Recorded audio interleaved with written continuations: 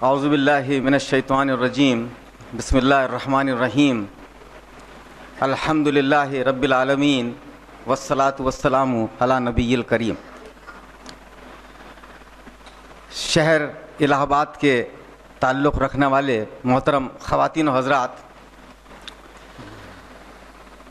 قرآن پاک میں اللہ کا ارشاد ہے الذی خلق سبع سماوات طباقا، کہ اللہ کی ذات وہ ہے جس نے آسمان پیدا کیے 7 طبق در طبق، ما ترا فی خلق الرحمن من تفاوت، کیا تمہیں اللہ رحمان کی اس تخلیق میں کوئی خلل نظر آتا ہے؟ فرجع البصر هل تری من فطور، سو ایک مرتبہ نظر اٹھا کر آسمان کی طرف دیکھ لو، کیا تمہیں اس میں کسی قسم کا رخنا نظر آتا ہے؟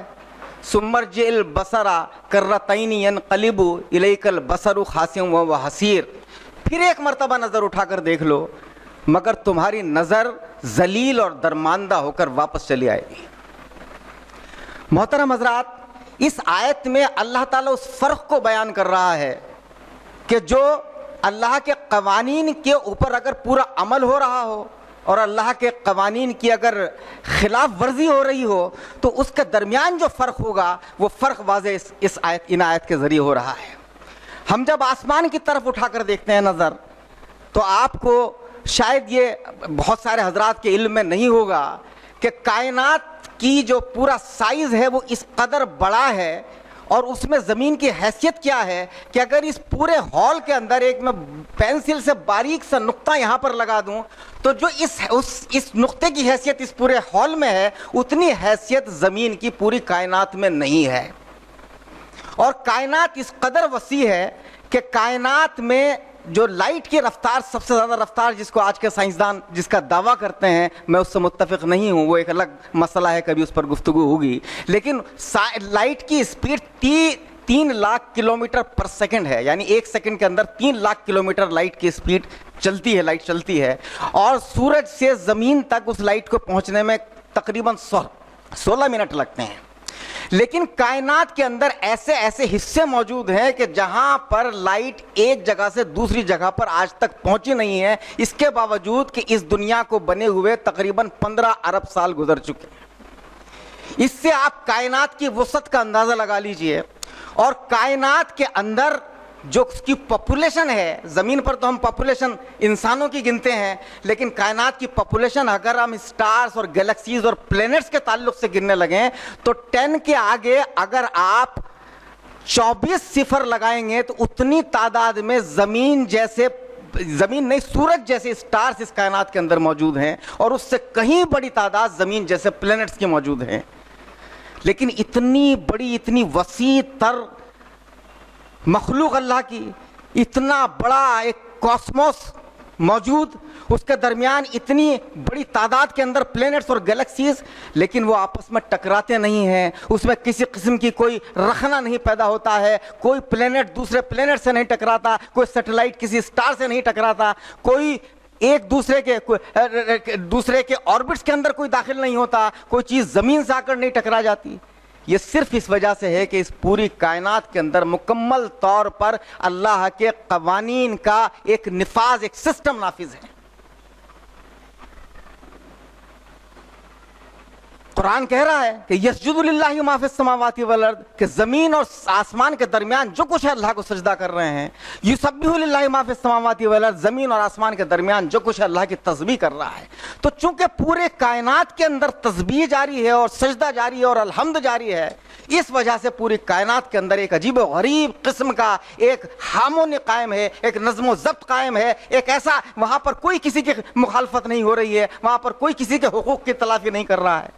لیکن اس کے برعکس اللہ نے ایک زمین، چھوٹا سا نقطہ اس پوری کائنات میں تھا، وہ انسان کے سپرد کر دیا، اور انسان کو اکیلا نہیں چھوڑا بلکہ انسان کی باقاعدہ ہدایت کے لیے بار بار پیغمبر بھیجے، بار بار نبی بھیجے، اور اس کے بعد انسان سے توقع کی کہ انسان اللہ کے بتائے ہوئے قوانین کے مطابق اس زمین کے اوپر حکومت کرے گا، لیکن انسان نے اللہ کی نہیں سنی، اللہ کے رسولوں کی نہیں سنی، اللہ کے ہادیوں کی نہیں سنی، صرف اپنی مرضی کے اوپر عمل کیا، تو اس کا نتیجہ یہ نکلا کہ پوری زمین کے اوپر جو کچھ نظارہ ہے وہ سب آپ کے سامنے ہے کہ ایک دوسرے کی خلاف ورزی ہو رہی ہے، حقوق کی قتل و غارت گری ہے، فساد ہے۔ جو ملک اپنا آپ کو سب سے زیادہ سویلائز مہذب ہونے کا دعویٰ کرتے ہیں، وہاں پر قتل و غارت گری سب سے زیادہ ہے، وہاں پر خاندانی نظام پوری طرح درہم برہم ہو چکا ہے۔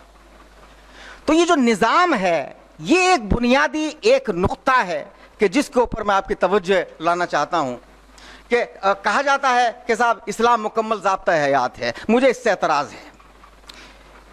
ضابطہ حیات کا تعلق صرف انسان کی اپنی زندگی سے ہے، انڈیویجول سے یا سوشل لائف سے ہے، لیکن انسان کی اپنی زندگی یا انسان کی مجموعی زندگی پر ایکسٹرنل جو افیکٹ ہوتا ہے، جو باہر کے قوانین کا افیکٹ ہوتا ہے، جو باہر کے نظام کا افیکٹ ہوتا ہے، وہ اس ڈیفینیشن کا اصل نظر انداز ہوتا ہے۔ اس لیے جب اللہ کے دین کی بات ہوتی ہے تو اس دین سے مراد وہ ٹوٹل مکمل کمپریہنسو سسٹم ہے جس کی طرف اللہ نے اشارہ کیا ہے، جس میں انسان ذاتی طور پر بھی اپنے تمام اعمال کرنے کے لیے اس کو ایک پوری گائیڈ لائنز کے تحت وہ کام کرتا ہے، اس کے لیے مجبور ہے، معاشرہ مجموعی اعتبار سے بھی منظور ہے، لیکن اس کے علاوہ جو سسٹم موجود ہے، جو لیگل سسٹم، جو پولیٹیکل سسٹم، جو سوشل سسٹم، جو ہیلتھ سسٹم، جو اکنامک سسٹم، وہ جب تک اللہ تعالیٰ کے تابع نہیں ہوگا تب تک اس دنیا کے اندر جسے ہم دین کہتے ہیں وہ دین نافذ نہیں ہوگا۔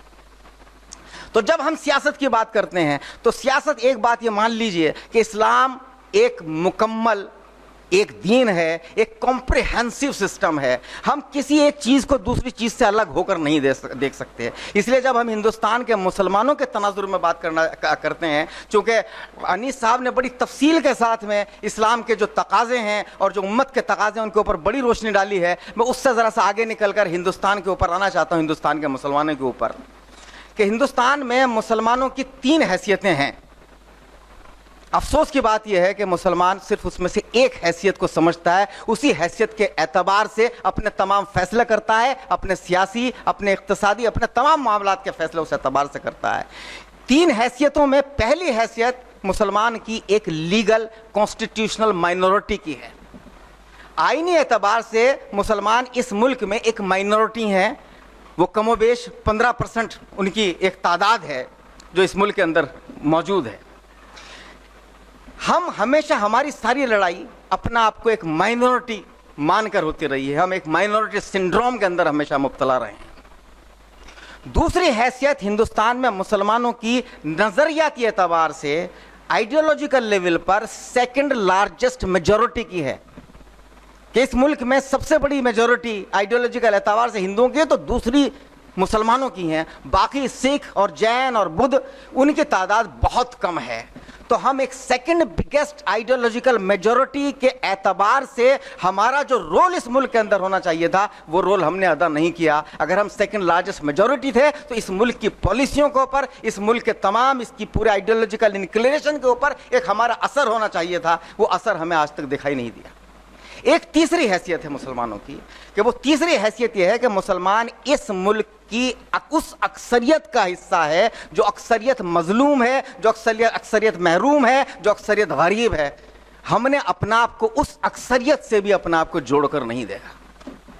تو چنانچہ جب ہم اپنا آپ کو محدود ایک پیرائی کے اندر دیکھیں گے تو ہمیں کامیابی مل نہیں سکتی۔ جب ہم باقی ایک ایسے ملک میں جہاں پر ہم پاپولیشن کے اعتبار سے صرف 15% ہیں تو ہم یہ امید نہیں کر سکتے کہ ہم 15% غالب آ جائیں گے باقی ساری قوم۔ ہمیں ساتھ مل کر چلنا ہوگا، اور ساتھ مل کر چلنے کے لیے ضروری ہے کہ ہم اس ملک کے تمام جو اس کے نیشنل ایشوز ہیں ان کو پہچانیں۔ ہم ان ایشوز کو پہچانتے نہیں۔ آج ہم کو معلوم نہیں ہے کہ اس دنیا کے اندر لوگ کہتے ہیں بڑے خام خیالی میں مبتلا ہیں، لوگ یہ سمجھتے ہیں کہ یہ دور ایک سائنس کا دور ہے، عام بات کہی جاتی ہے کہ سائنس کا دور ہے۔ یہ سائنس کا دور نہیں ہے، یہ ریلیجن کا دور نہیں ہے، یہ ایتھکس کا دور نہیں ہے، اخلاقیات کا دور نہیں ہے۔ یہ دور اگر ہے تو صرف اور صرف اکنامکس کا، اقتصادیات کا دور ہے۔ یہاں پر صرف اکنامکس کی بنیاد پر پوری دنیا کے اندر فیصلے ہوتے ہیں۔ جو چیز कॉरपोरेट वर्ल्ड को, बड़ी बड़ी इंडस्ट्रीज को, फोर्सेस ऑफ इकोनॉमिक्स को अच्छी लगती है, उसको बढ़ावा दे दिया जाता है, जो चीज़ उनको पसंद नहीं आती उसको दबा दिया जाता है। और ये बुनियादी इस्लाम और जो मौजूदा न्यू वर्ल्ड ऑर्डर के दरमियान जो बुनियादी फ़र्क है, ये फ़र्क है कि इस्लाम में अखलाकियात को, इस्लाम में इस इंसान की ज़िंदगी को, इंसान की सेहत को, इंसान की बका को तरजीह दी जाती है, और बाकी तमाम चाहे इक़्तिसादी निज़ाम हो, चाहे सियासी निज़ाम हो, उसके ताबे होता है। लेकिन जो मौजूदा निज़ाम है उसके अंदर चंद लोगों के इक़्तिसादी मफादात को तरजीह दी जाती है, जिसका नतीजा सारी दुनिया को देखने को मिल रहा है और हिंदुस्तान को भी मुख्तलिफ शक्लों के अंदर को देखने को मिल रहा है। हमें जब तक मसाइल का पता नहीं होगा, इश्यूज़ का पता नहीं होगा, हमारी सियासत कामयाब नहीं हो सकती। हमें इश्यूज़ का पता ही नहीं है। हिंदुस्तान के अंदर आपको ये सुनकर ताज्जुब होगा कि पूरी की पूरी जो इंडस्ट्रियलिस्ट लॉबी और कॉर्पोरेट लॉबी किस तरह अमल कर रही है। पिछले साल जब मेरा पूरा जो मुस्लिम विज़न ऑफ सेक्युलर इंडिया के नाम से जो पूरा डॉक्यूमेंट आया 350 सफ़ात का, जिसमें मैंने हिंदुस्तान का पूरा मुसलमानों को क्या करना है, किस अंदाज से करना है, उसका एक बड़ा लंबा चौड़ा रोड मैप पेश किया है। जब मैं उसका इजरा हो रहा था तो इजरा में सलमान खुर्शीद, रहमान खान और ये जितने मिनिस्टर्स हैं, मणिशंकर अय्यर, ये सब लोग मौजूद थे। मैंने स्टेज से, और कमोबेश 1000 लोगों की मजमा था, गैदरिंग का, मैंने ये कहा कि देखिए सलमान खुर्शीद साहब और रहमान खान साहब और मणिशंकर अय्यर साहब, आप लोग बहुत पावरफुल पॉलिटिकल लॉबी हैं, मिनिस्टर्स हैं या मिनिस्टर्स रह चुके हैं, लेकिन आपकी जगह पर अगर यहाँ पर खुद वज़ीर आज़म भी मौजूद होते तो मुझे ये कहने में झिझक ना होती कि इस मुल्क की तमाम तर हुकूमत और निज़ाम अंबानी और बिरला और टाटा चलाते हैं, और आप महज मामूली नौकरों की, गुलामों की तरह आप उनके कहने के ऊपर अमल करते हैं। इससे ज़्यादा आपकी हैसियत नहीं है। फैसले बिरला और टाटा और अंबानी करते हैं, ये सिर्फ हमारे जो सियासी जितने रहनुमा हैं ये उनके फैसलों के ऊपर सिर्फ अमल करते हैं। पार्लियामेंट में कानून तय वहाँ होता है, पास पार्लियामेंट के अंदर होता है, पॉलिसियाँ बनाई वहाँ जाती हैं, पास दिल्ली के अंदर की जाती हैं। तो हालात ये हुए कि इन लोगों का पूरा एक जो इंडस्ट्रियलिस्ट और कॉर्पोरेट लॉबी है, उनका गलबा इतना हुआ कि हिंदुस्तान के अंदर इकोनॉमिक डिस्पैरिटी, यानी जो फ़र्क है गरीब और अमीरों के दरमियान, वो हद से ज़्यादा बढ़ गया। और आपको सुनकर ये ताज्जुब होगा कि जब मैंने कैलकुलेशन की कि हिंदुस्तान के जो रिचेस्ट, जो सबसे अमीर 1000 लोग हैं, अगर उनकी कुल दौलत का सिर्फ 20%, 5वां हिस्सा भी बाकी तमाम हिंदुस्तान के अंदर तकसीम कर दिया जाए तो हर शख्स लखपति हो जाता है। आप इससे अंदाज़ा लगा सकते हैं। शोर मचाया जाता है, बड़ी महंगाई हो रही है साहब, और जब महंगाई का शोर मचाया जाता है तो क्या बात कही जाती है कि साहब प्याज महंगा हो रहा है, टमाटर महंगा हो रहा है। उनको ये नज़र नहीं आता कि मार्केट में जो ब्रांड, जो दवा जो मिल रही है बाज़ार के अंदर, कंपनी बेच रही है, वो जो दवा 50 रुपए की मिल रही है उसकी कीमत 5 और 6 रुपए से ज़्यादा की नहीं है। जो पोटैटो चिप्स मार्केट में बिक रहे हैं 20 रुपए के, उसकी कीमत 1.5 और 2 रुपए से ज़्यादा की नहीं है। जो कोल्ड ड्रिंक्स बिक रही हैं 15 और 16 रुपए की, वो 50 और 60 पैसे से ज़्यादा उसकी कीमत नहीं है। लेकिन उन्होंने जो लूट मचा रखी है उसकी तरफ कभी हुकूमत की नज़र नहीं आती। यहाँ पर मुझे मुसलमानों से एतराज़ है कि मुसलमान हमेशा रिएक्टिव पॉलिटिक्स क्यों करता है। हमेशा रिएक्शन में ही कोई मसला कोई दूसरी तरफ से उठाया जाता है, हम फ़ौरन खड़े हो जाते हैं, लीजिए साहब बाबरी मस्जिद पर अटैक कर दिया, लीजिए साहब लव जिहाद का नारा लगा दिया, लीजिए साहब जो है कहीं किसी साक्षी महाराज ने ये बात कह दी, हम फ़ौरन रिएक्शन में, हम जल्द से जुलूस निकालने के लिए तैयार हो जाते हैं, आमादे हो जाते हैं। हमारी सियासत प्रोएक्टिव क्यों नहीं है? हम दूसरों के पैदा किए हुए इश्यूज़ पर अपना रद्द-ए-अमल क्यों करते हैं? हम खुद अपने इश्यूज़ पैदा करने के लायक क्यों नहीं हैं, जबकि इश्यूज़ हमारे सामने आंखें फाड़ फाड़ कर हमें देख रहे हैं। हमारे इस्लामी तशख़्ख़ुस को, हमारे इस्लामी नज़रियात को वो ललकार रहे हैं। आज पूरे मुल्क में चारों तरफ शराब बिक रही है, चारों तरफ ड्रग्स बिक रहे हैं, नंगापन का नाच हो रहा है, फहाशी बेइंतहा बढ़ चुकी है, क्राइम बेइंतहा हो रहे हैं। क्या ये चीज़ इस्लामी निज़ाम को काबिल कबूल है? क्या अगर इन चीज़ों पर हम पहल करेंगे, हम इनिशिएटिव लेंगे, तो क्या हिंदू हमारे पीछे खड़ा नज़र नहीं आएगा? आज नंगी कोई फिल्म आती है तो शिवसेना वाले उसके खिलाफ आवाज़ उठाते हैं। आज गैम्बलिंग के खिलाफ बीजेपी वाले खड़े नज़र आते हैं। तो हमसे ज़्यादा तो इस्लाम के ऊपर वो अमल कर रहे हैं। हम क्यों पहल नहीं करते? हम अगर पहल करेंगे, ये मुद्दे ऐसे हैं, इकोनॉमिक डिस्पेरिटी का, गुर्बत का, करप्शन का, ये तमाम मुद्दे ऐसे हैं कि जिन पर हिंदुस्तान की बेशतर आबादी को 95% آبادی کو کوئی اعتراض نہیں ہوگا، وہ آپ کے ساتھ چلنے کو تیار ہوں گے، آپ کی لیڈرشپ میں آنے کو تیار ہوں گے، مگر یہ مسئلے ہم اٹھانے کو تیار نہیں ہیں، چونکہ ہماری قیادت ابھر کے آتی ہے وہ بھی بڑا شارٹ روٹ اختیار کرنا چاہتے ہیں۔ وہ چاہتے ہیں کہ وہ جذباتی مدعا اٹھائیں، جذباتی مسئلہ اٹھائیں جس سے ان کا نام ہو، کوئی پارٹی یہ سمجھ کے کہ یہ آدمی اپنی قوم کا لیڈر ہے اس کو ٹکٹ دے دے اور اس کے بعد میں اس کو حاصل ہو جائے، اور اس سے کچھ اس سے حاصل نہیں ہو رہا ہے۔ دیکھیے ہندوستان میں اگر مسلمانوں کو مضبوط ہونا ہے تو 4 سطحوں کے اوپر جو میں نے بات کہی ہے کہ 4 لیول پر اکنامک امپاورمنٹ کی ضرورت ہے، جس میں پہلا ہے آئیڈیولوجیکل امپاورمنٹ، نظریاتی طاقت، نظریاتی قوت۔ آپ نظریاتی اعتبار سے آپ مضبوط ہوں، آپ کو معلوم ہو کہ آخر اسلام کا اس دنیا میں اپلیکیشن کیا ہے۔ صرف احادیث اور صرف قرآن کی آیات پڑھنے سے کام نہیں چلنے والا ہے، صرف ہم سے سوال کریں اور ہم جواب پیش کرتے ہیں اس سے کام نہیں چلنے والا ہے۔ وہ کہیں گے کہ دیکھیے صاحب اسلام تو وائلنس سکھاتا ہے، ہم فوراً ایک دم کھڑے ہوں گے، نہیں صاحب دیکھیے اسلام قرآن میں یہ آیت موجود ہے، احادیث میں یہ آیت موجود ہے، یہ احادیث موجود ہیں، اور اسلام سے زیادہ امن پسند کوئی مذہب نہیں ہے۔ ہم جواب میں یہ نہیں پیش کر پاتے کہ صاحب آپ مسلمانوں کے اوپر الزام لگا رہے ہیں، سب سے زیادہ وائلنس تو دنیا میں آپ کی وجہ سے پھیل رہا ہے، ہمارے پاس عدد و شمار نہیں ہوتے، چونکہ ہمیں پتہ نہیں، ہم نے اپنی اسٹیٹسٹکس نہیں کی۔ ابھی ایک زی نیوز پر ایک میرا سون شنکر شاستری جو اس کے بی جے پی کے اسپوکس مین ہیں، ایک ڈیبیٹ میں ہم لوگ موجود تھے، وہ مجھ سے کہنے لگے کہ ڈاکٹر صاحب ایسا ہے کہ وہ آپ کو شاید برا لگے اور یہ واقعی بات بہت دربھاگیہ پورن ہے کہ ہندوستان میں جتنی ٹیرورزم ہے سارے ٹیرورسٹ ہے تو مسلمان ہی۔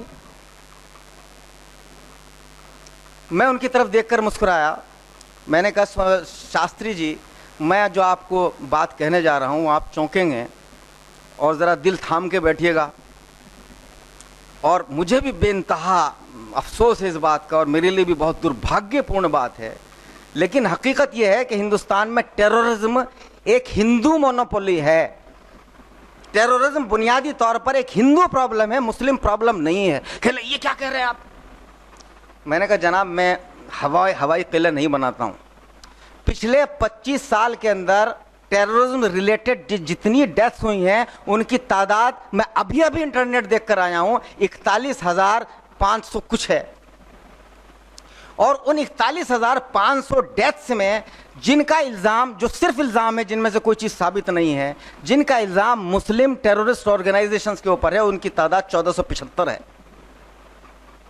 41,000 لوگوں میں سے صرف 1,500 لوگ مسلمانوں کے ہاتھوں مارے جاتے ہیں، اور آپ کہتے ہیں کہ ٹیرورزم مسلم پرابلم ہے، کہ ہندوستان کے اندر الفا کون ہے، نیکسلائٹ کون ہے؟ نیکسلائٹ نے 22,000 لوگوں کو مار ڈالا، الفا نے 19,000 لوگوں کو مار ڈالا، سکھوں کے ہاتھوں 3,000 لوگ مارے گئے، ماؤوادیوں نے کتنے لوگوں کو مار ڈالا، بوڈوز نے کتنے لوگوں کو مار ڈالا، ان کی تعداد گنی ہے۔ میں نے کہا یہ پوری کی پوری طرح چونکہ میڈیا نے ایک لڑائی لڑ رکھی ہے، اور میڈیا نے آپ کو دن رات، آپ بی جے پی والے صبح سے شام تک قصاب کا نام گنوائیں گے، کسی بھٹکل کا نام گنوائیں گے، 2-3 نام آپ نے رکھ لیے ہیں مسلمانوں کے جو نام آپ کے ذہن میں، وہ گنواتے چلے جائیں گے۔ پچھلے 10 سال میں جو اس وقت بھی جو فہرست 110 لوگوں کی جن کو پھانسی کی سزا کا اعلان ہوا ہے، ان میں سے صرف 6 مسلمان ہیں، باقی کون ہیں؟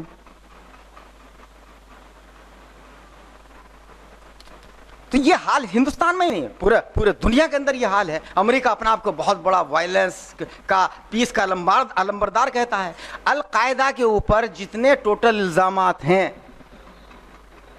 ان کی کل تعداد مرنے والوں کی 5,500 ہے، جن میں وہ 3,000 لوگ بھی شامل ہیں جو نیو یارک میں حملے کے دوران مرے۔ امریکہ نے پچھلے 15 سال کے اندر 20 لاکھ مسلمانوں کو مار ڈالا۔ آپ اپنے آپ کو پیس کا لمبردار کہہ رہے ہیں، اور ہم صرف ہم سے کہتے ہیں ٹیررسٹ، ہم فوراً ایک دم منہ نیچا کر کے آنکھیں شرما کر کہنے لگتے ہیں نہیں صاحب وہ چند لوگ ہیں، بگڑ گئے ہیں، ذرا سا یہ ہو گیا ہے، اور ایسے اس سے ہم سے کوئی تعلق نہیں ہے۔ جب تک اب ہم اس سٹیج پر پہنچ گئے ہیں زندگی کے کہ پوری دنیا میں جو نیو ورلڈ آرڈر چل رہا ہے اس کے خلاف جب تک ہم پوری مکمل آئیڈیولوجیکل آنسلاٹ، مکمل یلغار نہیں کریں گے، نظریاتی الغار، تب تک ہم دنیا میں کامیاب نہیں ہو سکتے۔ اور اس نظریاتی الغار کی شروعات ہمیں ہندوستان میں اپنی سیاست کے ذریعے کرنی ہے۔ تو ہمارے سیاسی تقاضے، دوسری حیثیت ہندوستان میں، دوسری جو میں امپاورمنٹ کی بات کر رہا ہوں، وہ دوسرا امپاورمنٹ پولیٹیکل امپاورمنٹ ضروری ہے کہ جب تک ہمارے ہاتھ میں سیاسی اقتدار نہیں ہوگا ہم اپنی باتوں کو آگے نہیں لے جا سکتے. اور سیاسی اقتدار کے لیے ہمیں تمام چیزیں، پہلی بات ہمیں ایشوز کی سمجھ ہونی چاہیے، دوسری ہمیں کنٹری کی ڈیموگرافی کا پتہ ہونا چاہیے، ہمیں یہ معلوم ہونا چاہیے کہ کون لوگ ہمارے ساتھ آ سکتے ہیں، کون لوگ ہمارے ساتھ نہیں آ سکتے، وہ کون سے ایشوز ہیں جن پر ہم لوگ ساتھ آ سکتے ہیں. جب تک ہمیں وہ پتہ نہیں ہوگا، اب پولیٹیکل امپاورمنٹ کا یہ حال ہے کہ ہندوستان کے اندر اب اس مرتبہ تو بالکل سب سے کم چلا گیا ہے گراف کے 22 ایم پیز آئے ہیں الیکٹ ہو کے تقریباً 540 کی پارلیمنٹ کے اندر. کبھی بھی یہ تعداد 50 سے اوپر نہیں پہنچی، صرف ایک مرتبہ 50 تک پہنچی، عام طور پر 30 کے آس پاس رہتی ہے. تو اس کا مطلب تقریباً 5 یا 6% لوگ پارلیمنٹ میں مسلمان پہنچ رہے ہیں، جبکہ آبادی کے حساب سے کم 15% کے حساب سے 75 سے زیادہ اوپر 80-85 لوگ پہنچنے چاہیے.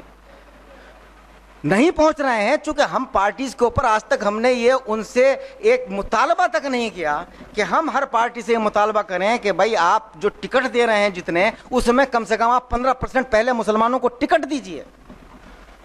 جب آپ 15% ٹکٹ ہی آپ 2% دے رہے ہیں تو ان میں سے جیت کر کتنے آئیں گے؟ آپ پہلی چیز یہ انشور کیجئے کہ مسلمانوں کو 15% ٹکٹ دیں گے.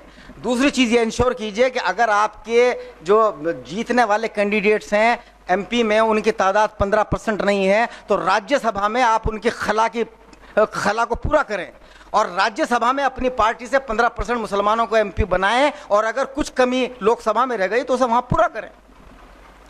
تو ایشوز کی سمجھ ہونا بے انتہا ضروری ہے. اور اسی میں پولیٹیکل امپاورمنٹ میں جو بات سب سے زیادہ ضروری ہے وہی کہ ایشوز ہمیں اپنے ایشوز بھی پتہ ہونے چاہیے، ہمیں جو جنرل ایشوز ہیں وہ بھی پتہ ہونا چاہیے. ہمیں دونوں چیزیں، ہمیں کسی چیز سے بچنے کی ضرورت نہیں ہے. ہم جنرل ایشوز کی بنیاد پر اپنے ذاتی ایشوز کو قربان نہیں کر سکتے، ہم ذاتی ایشوز کی وجہ سے جنرل ایشوز کو نظر انداز نہیں کر سکتے.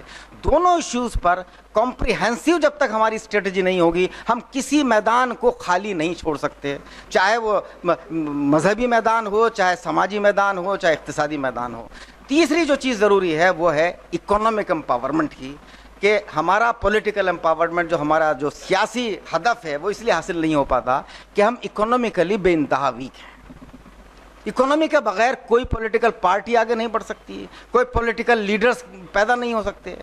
جہاں جیسے ملک میں تو حال یہ ہے کہ ہندوستان کے اندر جو 1000 ٹاپ موسٹ کمپنیز ہیں انلسٹڈ، ان میں سے جو مسلم چیئرمین جن کمپنیز کے ہیں ان کی تعداد مشکل سے 10 یا 11 ہے، جبکہ یہ تعداد کم سے کم 150 ہونی چاہیے.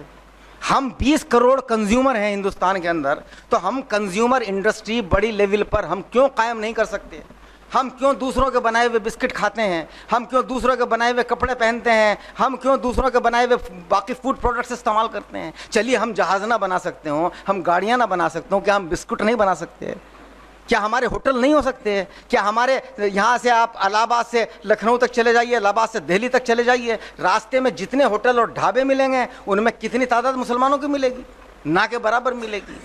ہم انڈسٹریز میں دیکھیے احادیث بھی اور قرآن بھی موجود ہے، اور وہ یہ کہتا ہے کہ تجارت کو ایک بڑا اہم، جب ہم یہ قرآن جب بار بار یہ کہتا ہے کہ زکوٰۃ دو زکوٰۃ دو، اس کا بھی ہم لوگ ہمارے اسکالرس، اسلامک اسکالرس نے اس کا بھی ایک بڑا ایک پیسیو نظریہ پیش کیا زکوٰۃ کا، کہ صاحب زکوٰۃ دیجئے اور زکوٰۃ سے غربت دور ہو جائے گی. اتنی بات کہہ کر ہم آگے بڑھ جاتے ہیں.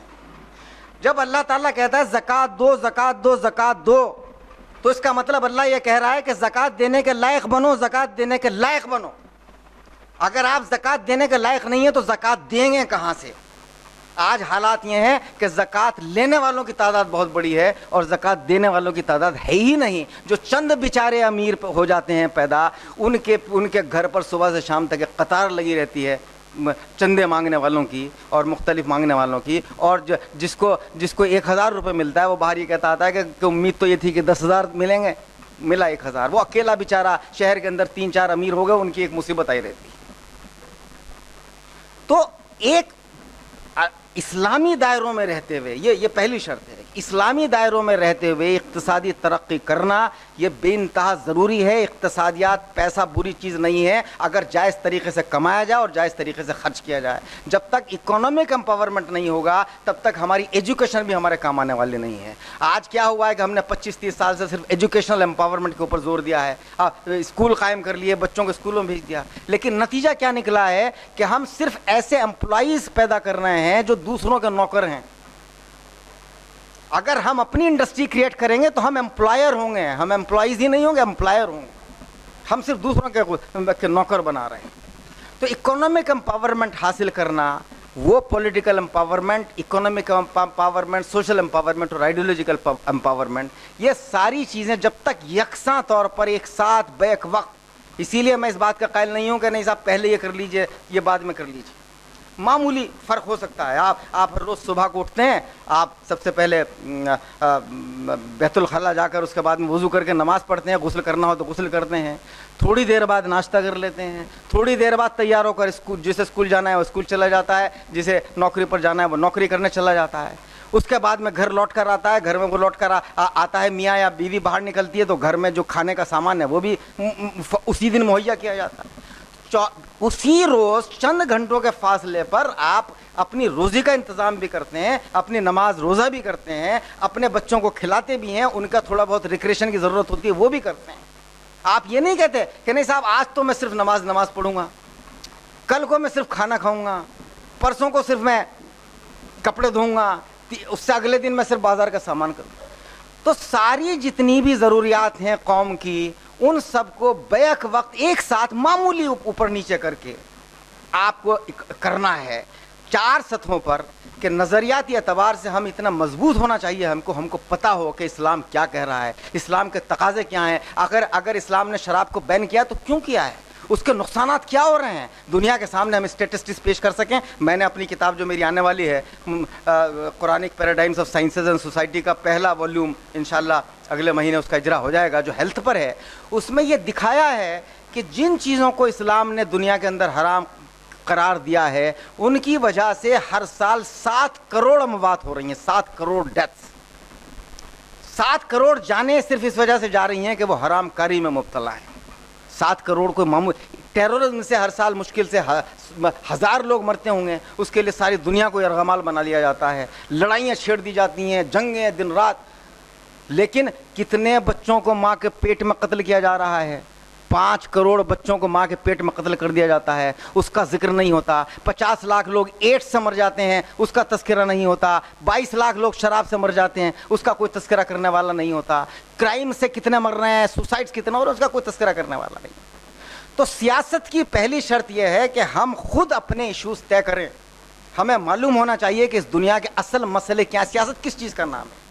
سیاست بنیادی طور پر گورننس کا نام ہے, کہ دنیا کے مسائل کو حل کرنے کی ذمہ داری جس قوم کے اوپر ہوتی ہے اسے ہم سیاست دان کہتے ہیں. جو سیاست دان وہ ہوتا ہے کہ جو ایشوز کو پیدا کرتا ہے, ایشوز کے اوپر عمل کرتا ہے, اس کو حل کرنے کے, مسائل کو حل کرنے کا طریقہ کیا یہ سکھاتا ہے, اور اس کے بعد جب وہ برسر اقتدار ہوتا ہے تو برسر اقتدار رہ کر ان قوانین کو اس کو امپلیمنٹ کرتا ہے, اور اگر اپوزیشن میں بیٹھا ہوتا ہے تو ان ایشوز کو اٹھا کر سرکار کو مجبور کرنے کی کوشش کرتا ہے کہ وہ کام کریں. لیکن جب ہمیں ایشوز ہی معلوم نہیں ہیں, ہمیں نہ اپنے ذاتی ایشوز معلوم ہیں نہ نیشنل ایشوز معلوم ہیں. میں پچھلے تقریباً 8-10 سال سے ہر سال یہ شور مچاتا ہوں کہ صاحب جب بجٹ آتا ہے, کسی ملک کا بجٹ جو ہے اس قوم کی اکانومی میں, اس ملک کی اکانومی میں اس کا ایک امپورٹنٹ رول ہوتا ہے, لیکن کوئی مسلم آرگنائزیشن, کوئی اسلامک آرگنائزیشن کبھی نہ بجٹ سے پہلے کوئی سروے پیش کرتی ہے گورنمنٹ کے سامنے, نہ کوئی تقاضے کرتی ہے کہ مسلمانوں کی ڈیمانڈز کیا ہونی چاہیے. وہ ڈیمانڈ صرف اس سے مراد نہیں کہ صرف مسلمانوں کی اپنی, پوری کنٹری کی اکانومک پالیسی کیا ہو, کس قسم کا ٹیکس اسٹرکچر ہو. دیکھیے اسلام نے, جب اسلام زکوٰۃ کی بات کرتا ہے, جب اسلام عشر کی بات کرتا ہے, تو یہ ساری چیزیں صرف یہ اس مقصد سے نہیں ہے. اصل میں ہم لوگ ابھی اس چیز کو اتنی تفصیل سے ہم نے پڑھائی سمجھائی نہیں ہے. جب اسلام زکوٰۃ کی بات کرتا ہے تو گویا یہ کہتا ہے کہ ملک کی جو پوری کسی کنٹری کی یا ورلڈ کی جو ٹیکسیشن پالیسی ہے وہ انکم پر بیس نہیں ہونی چاہیے بلکہ اسٹس پر بیسڈ ہونی چاہیے. آپ سال میں 1 کروڑ روپیہ کمائیے, 1 کروڑ کا 1 کروڑ خرچ کر دیجیے, آپ کو کوئی زکوٰۃ آپ کے اوپر لاگو نہیں ہوتی. لیکن آپ نے اگر بچایا ہے تو اس کو بچانے کے اوپر جو آپ نے ویلتھ کریٹ کی ہے اس کے اوپر آپ کو زکوٰۃ دینی پڑے گی. آج الٹا ہو رہا ہے کہ انکم ٹیکس ہم دے رہے ہیں, ہم ایکسپینڈیچر ٹیکس دے رہے ہیں, خرچے پر ٹیکس دے رہے ہیں, پیسہ آمدنی پر, اسیٹس کتنے ہیں اس پر کوئی ٹیکس نہیں دیا جا رہا ہے. تو نتیجہ یہ ہے کہ ہندوستان کے اندر جو پوری ٹیکسیشن کا جو سسٹم ہے اس میں مشکل سے 12% ٹیکس وہ لوگ پے کر رہے ہیں جو کنٹری کی 90% دولت پر قابض ہے. باقی سارا ٹیکس بیچارے غریب عوام پیش کر رہے ہیں, اور وہ جو چند لوگ ہیں وہ امبانی اور برلا وہ یہ کہتے گھومتے ہیں کہ ارے ملک کو حکومت تو ہم چلا رہے ہیں, ہمارے پیسے سے حکومت چلتی ہے. پورا نظام پوری طرح درہم برہم ہو چکا ہے. جیسا ہمارے بھائی بہت وضاحت کے ساتھ میں بیان کیا کہ اسلام دنیا میں صرف ایک چند لوگوں کے گروپ کے قوم کے مسائل حل کرنے نہیں آیا. انسان اسلام کے حقیقی معنی پیس کے ہیں, امن و سلامتی کے ہیں, اور امن و سلامتی جب تک حاصل نہیں ہو سکتا, اس لیے ڈیفینیشن اسلام کی بیان کی جاتی ہے کہ اللہ کے سامنے پورے سرنگو ہو جاؤ. جب تک اللہ کے سامنے اپنے کو مکمل طور پر انڈیویجولی, کلیکٹیولی, اور اس سسٹم کو جس سسٹم میں ہم میں رہ رہے ہیں اس سب کو اللہ کے سامنے سرنگو نہ کر دیا جائے تو دنیا میں وہ امن و سلامتی کا تصور قائم نہیں ہو سکتا جس کے لیے اسلام دنیا کے اندر آیا ہے. اس تصور کو قائم کرنے کے لیے یہ ضروری ہے کہ ہمارے ذہن میں یہ واضح رہے کہ اسلام مسلمانوں کے لیے صرف نہیں ہے, اسلام پوری دنیا کے لیے ہے, اور پوری دنیا میں مسلمانوں کی ذمہ داری کہیں زیادہ ہے. مسلمان اپنے آپ قربانیاں دے دوسروں کے لیے, اور جب ہم اپنی بات اچھی طریقے سے پیش کرتے ہیں تو اس کے نتائج ہوتے ہیں. کل ہی میرے ساتھ یہ واقع ہوا. آج اگر آپ جو لوگ انٹرنیٹ پر جاتے ہوں, وہ مسلم مرر کی ویب سائٹ پر اگر آپ جائیں تو آپ اس کو آج ہی وہ کل ہی آرٹیکل اس پر وہ ہوا ہے. میں نے ابھی پچھلے کچھ دنوں پہلے ایک مضمون لکھا تھا کہ ہندوستان میں ہندو اور مسلمانوں کو ایک ہو کر یہ تمام جو برائیاں ہیں سماجی برائیوں کے خلاف, شراب اور جوا اور سٹا اور تمام فحاشی اور ننگا پان اور غربت اور کرپشن, ان کے خلاف ایک ہو جانا چاہیے. چونکہ بنیادی طور پر ہندو بھی مذہب پہ یقین رکھتا ہے, مسلمان بھی یقین رکھتا ہے. ان معاملات میں دونوں کی سوچ یکساں ہیں. تو بعض ہندوؤں نے مجھ سے اس پر اعتراض کیا. اگر صاحب وہی اپنا پرانا جو ان کا طریقہ ہے کہ صاحب آپ بات کرتے ہیں کہ مسلمان ہندو ایک ہو جائیں, کیسے ہو سکتے ہیں جبکہ اسلام میں تو یہ خرابی ہے, اسلام میں یہ خرابی ہے, نعوذ باللہ, اسلام تو وائلنس کی تعلیم دیتا ہے, اسلام کے آگے تو کوئی. تو ایک آئی بی آفیسر, ایک انٹیلیجنس کے ہائیسٹ آفیشل, ایک ریٹائرڈ, انہوں نے ایک مجھے خط لکھا, اور خط میں انہوں نے یہی سب باتیں لکھی کہ صاحب آپ نے ہندو مسلمانوں کی وکالت کی ہے. پہلے تو مجھے یہی تعجب ہو رہا ہے کہ آپ کے اوپر فتویٰ کیوں نہیں عائد ہوا, کہ آپ کے اوپر تو فتویٰ عائد ہو جانا چاہیے تھا. پھر انہوں نے وہ ساری باتیں کی کہ صاحب آپ تو یہ باتیں کہہ رہے ہیں, قرآن تو یہ کہہ رہا ہے کہ صاحب جہاں کافر ملے ان کو مار ڈالو. تو وہ ایک لمبا چوڑا خط انہوں نے لکھا. اس کا میں نے ان کو بڑے پیار محبت کے ساتھ میں ان کو جواب دیا, اور دلائل کے ساتھ جواب دیا. اور اس کا نتیجہ یہ نکلا کہ آپ کو خوشی ہوگی کہ انہوں نے بیچاروں نے مجھ کو جواب میں لکھا کہ صاحب میں آپ سے معذرت چاہتا ہوں کہ میں نے ایسا سوچا, میری آپ سے پہلے ملاقات کیوں نہیں, میری آنکھیں کھل گئی ہیں, اور آپ نے پوری طرح مجھے مکمل طور پر آئی فیل اسٹمپڈ, ٹوٹلی اسٹمپڈ. تو ہم اگر اپنی باتوں کو ایک قاعدے سے, ایک محبت کے ساتھ میں, ہم ان کو اپنا دشمن نہ سمجھیں, ہم ان کو بھی پوٹینشیل مسلم سمجھیں کہ وہ لوگ ہیں جو ہو سکتا ہے کہ یہ خود یا ان کی اولادیں کل کو مسلمان ہو سکیں. اگر ہمارے ذہن میں یہ تصور رہے گا تو ہمیں ان کی, اور پھر اللہ نے تو بتایا ہے کہ آپ غریب کی مدد کیجئے, آپ اس میں اس بات کا بھی خیال نہ کیجئے اگر غریب سامنے آ رہا ہے کہ وہ مسلم ہے غیر مسلم, آپ اس کی مدد کیجئے. تو ہماری سوچ کا جب تک دائرہ وسیع نہیں ہوگا, جب تک ہمارے سامنے ایشوز کلیئر نہیں ہوں گے, تو ہم جو ہیں سیاست کے میدان میں ہمیں وہ کامیابی نہیں مل سکتی جس کی ہم سے توقع کی جاتی ہے اور جو ہمارا مقصد ہونا چاہیے. افسوس کی بات یہ ہے کہ مسلمان جتنے بھی سیاستدان اب تک ہوتے آئے ہیں وہ سارے بہت ہی چھوٹے چھوٹے ایشوز کو, ایموشنل ایشوز کو ہائی لائٹ کرتے ہیں, باقی سارے ایشوز کو نظر انداز کر دیتے ہیں. تو چنانچہ اگر ہمارے بارے میں غلط فہمیاں پیدا کی گئی ہیں دوسری قوم کی طرف سے, اور تو اس میں کہیں تھوڑا بہت حصہ ہمارا بھی ہے کہ کچھ کمیاں ہمارے میں ہیں بھی فی الواقع, اور جو کچھ نہیں ہے اس کا ہم دفاع نہیں کر سکے, اس کا ہم جواب نہیں دے سکے. تو دونوں طریقے سے ہماری کمیاں ہیں کہ کچھ تو ہمارے اندر کمیاں ہیں, کچھ جو نہیں ہیں ان کا ہم ان کو جواب نہیں دے سکتے, چونکہ ہمارے پاس میں اعداد و شمار نہیں ہیں, اسٹیٹسٹکس نہیں ہیں. اگر اسٹیٹسٹکس ہمارے پاس میں ہوتی تو ہم ضرور ان کے سامنے ان نظریات کو پیش کرتے. تو ایک آئیڈیالوجیکل, پولیٹیکل, سوشل اور اکنامک امپاورمنٹ, چاروں چیزیں جب یکساں ہوں گی تب وہ ہم پولیٹیکلی بھی وہ مقام حاصل کریں گے. اکیلے تنہائی میں پولیٹیکل امپاورمنٹ کی بات ہونے لگے یا سیاسی ہدف کی بات ہونے لگے تو وہ حاصل ہونے والا نہیں ہے. اگر ہم صرف یہ سمجھیں کہ ہم الیکشن لڑ کے حاصل کر لیں گے یا ہم جو ہے زور زبردستی سے حاصل کر لیں گے تو حاصل نہیں ہوگا. ہمیں اپنی قوت, اپنی, اور بات جیسے بہت اچھی بات آپ نے کہی ہے کہ جب تک اتحاد نہیں ہوگا تو اتحاد کے بغیر کوئی چیز آگے کبھی نہیں بڑھ سکتی. لیکن اتحاد کے بھی مقصد واضح ہو جانا چاہیے. میں ایک مرتبہ تہران میں اتحاد کے اوپر ایک کانفرنس ہو رہی تھی, میں اس میں موجود تھا. تو میں نے وہاں پر یہ بات کی, وہاں پر لوگ بڑے دعوے کر رہے تھے کہ صاحب مسلمانوں کو متحد ہونا چاہیے. تو میں نے ان سے یہ عرض کیا کہ میں اتحاد کا بلا شبہ میں قائل ہوں, لیکن اتحاد کس مقصد کے لیے؟ اگر ہمارے ذہن میں اتحاد کا مقصد یہ ہے کہ ہم اتنے طاقتور ہو جائیں کہ کوئی ہمارے سامنے آنکھ اٹھا کر نہ دیکھ سکے, ہم سب کے اوپر ایک دہشت طاری کر پائیں ساری سب کے اوپر, تو یہ مقصد اسلام کا مقصد, اسلام میں اتحاد کا یہ مقصد نہیں ہے.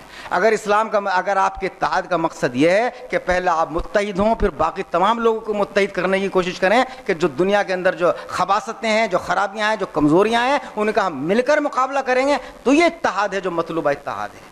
اور اس مطلوبہ اتحاد کو ہندوستان کے اندر ہم لوگ پہلے حاصل کرنے کی کوشش کر سکتے ہیں, چونکہ ہندوستان اس معنوں میں خوش قسمت ملک ہے بمقابلے یورپ اور امریکہ کے, کہ امریکہ اور یورپ میں ایک بڑی تعداد عوام کی ایسی ہے کہ جو مذہب پہ بنیادی طور پر یقین نہیں رکھتے, جو خدا پر بھی یقین نہیں رکھتے. لیکن ہندوستان کی اکثریت کم از کم خدا کو ماننے والی ہے. ان کے نظریات فحاشی اور فیملی میٹرز کو لے کر کم و بیش ایک جیسے ہیں. تو اس لیے ہندوستان میں ہمارے لیے کام کرنا کہیں آسان ہے اور ہندوستان میں ہم زیادہ بہتر طریقے سے کامیابی حاصل کر سکتے ہیں. بس ہمارے ذہن میں وہی بات رہے کہ ہم اس زمین کو بھی اس آسمان کی طرح بنانے کی کوشش کریں کہ جہاں پر مکمل طور پر اللہ کا نظام نافذ ہے, اور اس کا نتیجہ یہ ہے کہ اربوں سال سے وہ نظام پوری طرح جاری اور ساری اور خوبصورتی کے ساتھ اس میں ذرا سا خلل نہیں نظر آتا. اگر ہم اس دنیا کے نظام کو بھی, اس کے ہر سیاست کا مطلب صرف الیکشن نہیں ہے, سیاست کا مطلب لیگل سسٹم بھی ہے, سیاست کا مطلب ہیلتھ کا سسٹم بھی ہے, چونکہ ہر چیز الٹیمیٹلی سیاست سے ہی نکل کر سامنے آتی ہے. تو جب تک اگر ہم اس کو صحیح کر لیں گے اور اس کو اسلام کی اور قرآن کے جو حقیقی تقاضے ہیں وہ ہمارے ذہن میں واضح ہو جائیں گے, ہم قرآن کو صرف پڑھنے کی چیز نہیں سمجھیں گے بلکہ اس کا اپلیکیشن کریں گے.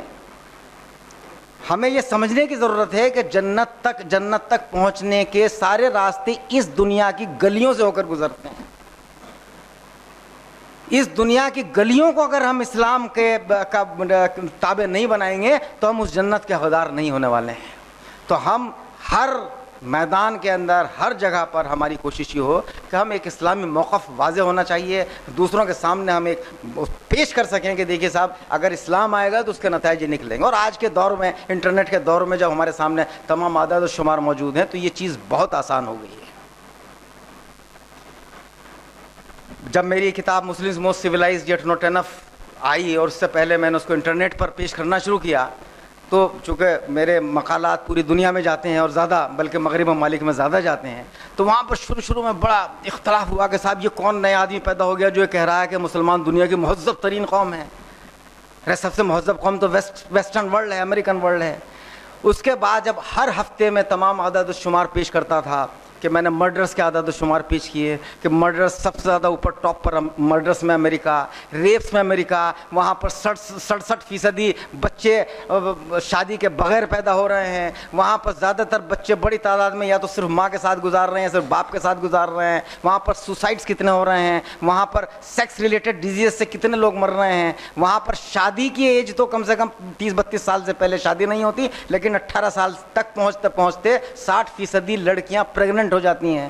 تو وہ جب سارے چیزیں میں نے پیش کرنی شروع کی تو وہ ہکا بکا رہے, اور اس کے بعد میں تو اب ہمیں ایک جسے میں کہتا ہوں کہ نظریاتی الغار, اس نظریاتی الغار کو ہمیں ہتھیار ویپنس اٹھا کے لڑنے کی ضرورت نہیں ہے. ہمارے پاس میں آئیڈیالوجی کا ویپن, نظریات کا ویپن, اسلام کا ویپن اتنا بڑا ہے, جو قرآن جس کو جہاد بالقرآن کہہ رہا ہے کہ قرآن کی مدد سے جہاد. اس کا مطلب یہی ہے کہ قرآن نے جو ہمیں فکر دی ہے, قرآن نے جو ہمیں سوچ دی ہے, اس سوچ کے اعتبار سے ہم ایک نظریاتی ایک جدوجہد کریں, ایک جہاد کریں, تو اس میں ہمیں بے انتہا کامیابی ملنے والی ہے. ہم ایک دوسرے کے ساتھ تعاون کرنا سیکھیں, ایک قیادت کس طرح ابھرتی ہے وہ فن سیکھیں, اپنے قائدین کی کو ماننے کا طریقہ سیکھیں, اور اس میں ہمارے سامنے قرآن ہے, حدیث ہے, رسول اللہ صلی اللہ علیہ وسلم کی مثال موجود ہے. اس سے بہتر کوئی مثال نہیں ہو سکتی. اگر ہم ایسا کریں گے تو انشاءاللہ کوئی وجہ نہیں کہ ہم یہ مان کر چلیے کہ اس وقت کوئی اگر اس میں مبتلا کرتا ہے